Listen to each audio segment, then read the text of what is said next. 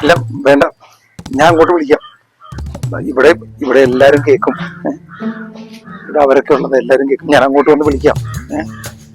സത്യമായിട്ടും ഞാൻ ഈ റോഡിലേക്ക് ഇറങ്ങാൻ ഉടനെ വിളിക്കാം. അതാ ഞാൻ പറഞ്ഞു.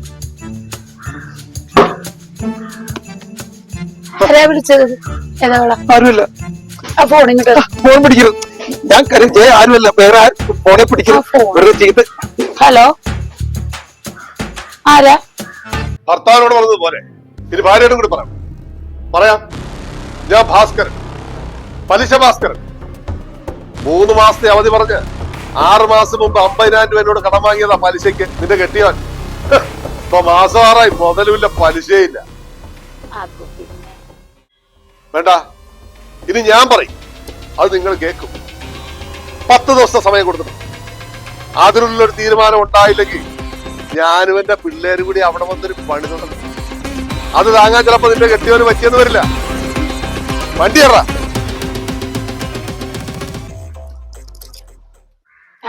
ഞാനേ സന്തോഷേട്ടൻ്റെ കൊടുക്കാം. വേണ്ട, എനിക്ക് വേണ്ട, നീ തന്നെ വെച്ചു. ഒരുപാട് ഭാസ്കരമാണ് എനിക്ക് വിളിക്കാനുള്ളത്. വേണ്ട, നീ എടുത്തോ. നിന്റെ ആഗ്രഹം നീണ്ടവർ എടുത്തോ. എനിക്ക് വേണ്ട. വേണ്ട, നിന്നാന്നേ. ഓളെ വെക്കണ്ടായിരുന്നു, വേലിയെ തന്നെ ഇരുന്നാ മതിയായിരുന്നു.